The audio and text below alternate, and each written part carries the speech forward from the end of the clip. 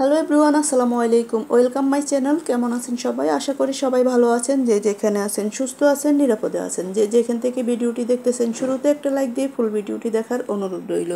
আজকে আপনাদের সাথে শেয়ার করব তেল ছাড়া টক ঝাল মিষ্টি আমের আচার। কিভাবে আমি তৈরি করেছি আপনাদের সাথে শেয়ার করব।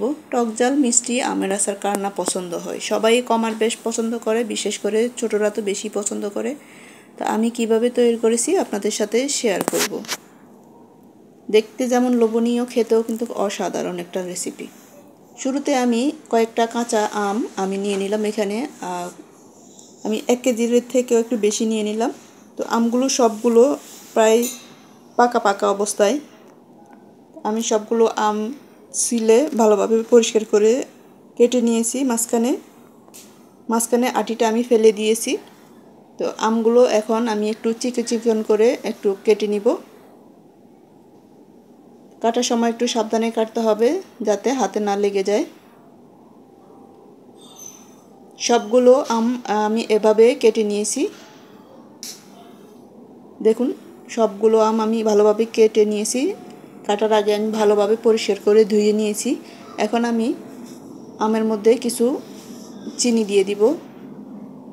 আমি প্রায় 1 কাপ পরিমাণ এখানে চিনি দিয়ে দিলাম। চিনি দিয়ে ভালোভাবে আমগুলো মেখে রেখে দিব 30 থেকে 35 মিনিটের মতো।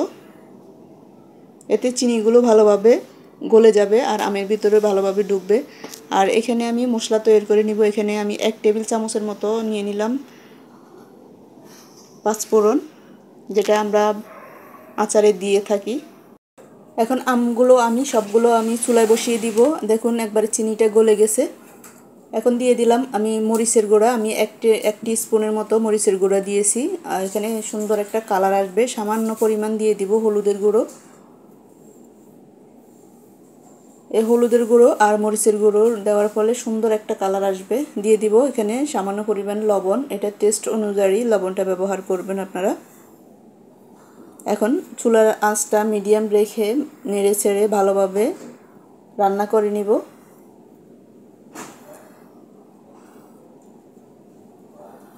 এখন দিয়ে দিলাম আমি 3 টেবিল চামচের মতো দিয়ে দিব ভিনেগার। ভিনেগার দেওয়ার ফলে অনেক দিন সংরক্ষণ করে রেখে দেওয়া যাবে।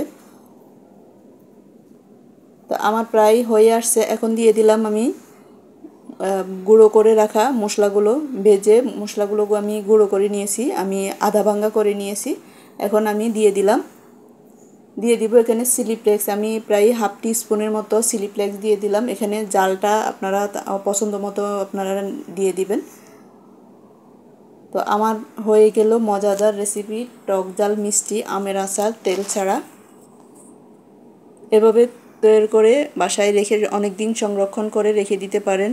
এখন আমের সিজন, খেতে খুব মজাদার একটা আমের আচার।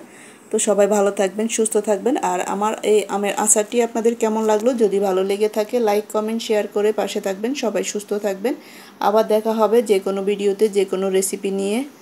এ পর্যন্তই। আমের আচারটা খুব সুন্দর হয়েছে এবং খেতেও খুব মজাদার হয়েছে। বাসায় একবার হলেও ট্রাই করে দেখবেন, যেহেতু এখন আমের সিজন। সবাই ভালো থাকবেন। আসসালামু আলাইকুম। আল্লাহ হাফেজ।